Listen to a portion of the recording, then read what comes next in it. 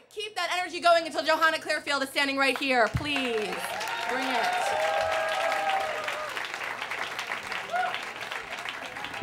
Thank you. Thanks, Paul. A round of applause for Sarah. Hey.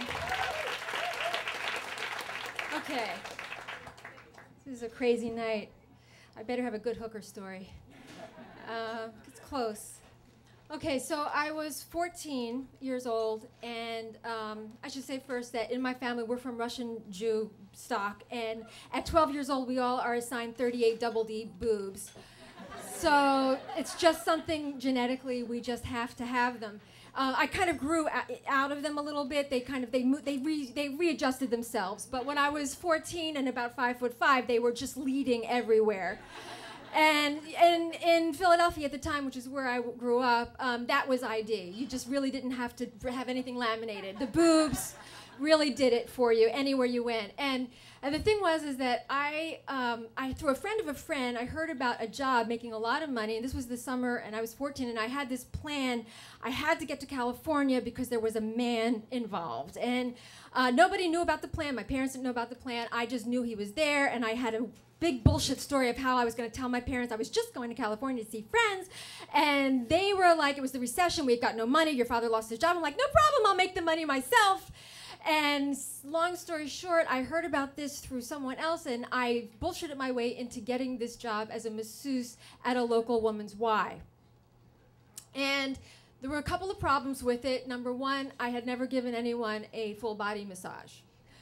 That's one.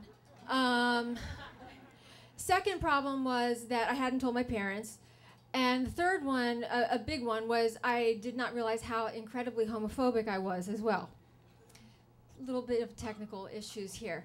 But so what I decided to do is, it was the 70s, and it's 1975, and massage was just in the air. I mean, you just walked down the street and you knew how to massage. I mean, everyone had my body, myself, our bodies ourselves, holistic, acupressure, shiatsu. I mean, you could learn it on a cocktail napkin and in those times. And I had done some back massages, and I thought I'd be able to do it. So I begged my sister to please let me practice on her the night before. And my sister, being equally homophobic, said, fucking no way. And the thing was, what happened was, we had an older cousin. I don't know if everyone has this. We had our older cousin who had just come out. She was 18 years old and had set all of the Clearfields in every village and town on homophobia alert. My father was like on orange high lesbo alert. And, he had two girls and one of us could go anytime, So it was like, and not only that, it's like he was getting crazy in the house too. It was like if my sister and I were talking late at night, she was 17 and I was 14, and so, we'd be smoking a joint in her room, and we'd have the incense, and it would be coming through the door, and my father would be banging on the door. What the fuck are you two doing in there? The two of you. Not only on lesbo alert, apparently incest alert as well. I mean, my fucking cousin Maureen ruined it for everybody, and just everybody was nuts. My sister was nuts, and she was also a dancer, so she did have a unitard. So she allowed me to do this full body massage, and our body is ourselves. I'm on page 45, and I'm going through the emotions, and I'm like, I can do this. It's $30 an hour. I'm gonna get to California. I'm gonna do this. Gotta give me credit for being insane. So I go the next day. Oh, I forgot my disguise, which is I decide I don't know what a masseuse looks like, so I make something up. I've got a friend who works as a waitress. I borrow her black uniform. It's like a black uniform. And I figured that's sterile, kind of clinical looking. And I have another friend who has these ugly brown earth shoes, if anybody remembers what those look like. Ugly, innocuous, clinical, I thought. And at the time, I had very long brown hair, and it was all the way down to my ass. I'll make it in a tight bun. That's a masseuse. So I show up at the Y, was my version. And I show up at the Y, the director meets me, and he's totally fine with it because, first of all, like I said, I look 18 with the boobs, and then with the tight hair, and I'm recommended. I'm a friend of a friend of a friend, so that was fine. And he's showing me through the routine. We're going through. He's showing me where the massage room is right off of the locker room, and for some reason that Y, I don't know if this is anywhere else, had like an AstroTurf locker room. Women's locker room. So something was just kind of like skeezy about it. It felt like anthrax was breeding, and it was especially dirty, it felt like. And there were naked women, which they're supposed to be. There were naked women everywhere in there. I had not figured on this. And they were everywhere, and they were older, and they were very large, which is, again, I'm not judging, I'm just reporting. I was just nauseous. I was just nauseous. I was 14. I had never I was not a touchy person. Did I not mention that? I didn't like to touch people. And I still don't like to touch people. Unless you're going to have sex with me and fuck me, don't touch me. And so that's kind of who I became. And I was kind of a little fledgling at that point, like that, you know? And I hadn't figured that into how this was going to work. And we go through the locker room, and I'm seeing these women, and they look just incredibly horrible.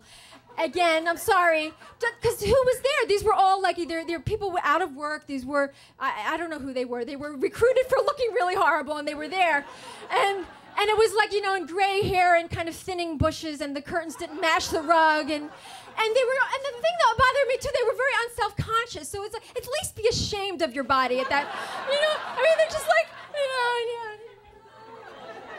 It's just like I was horrified. Fine, we go to the massage room. That was a reprieve because it was nice. It was massagey. Had patchouli in the air and, you know, curtains. And there were very, very sterile white towels. Thank you. White towels lined up. And there were massage oils and things that I guess a masseuse needs to use. Okay. Okay, he goes out. I'm going to do this fast forward. The director goes out. He brings in my first client. She's naked. She doesn't care. She gets right on the table. Her legs are a little bit apart. She's on her back. I'm like, I'm sorry, but we start this on the other side. I get through that side. I figured out a trick. When she turns over, I have a plan. I'm going to throw towels on all those offending areas. Even though that is not the protocol, I do that. I get through the massage. She asks me to start rubbing harder and rub her fat off. I say, I'm sorry, but it's time. I leave.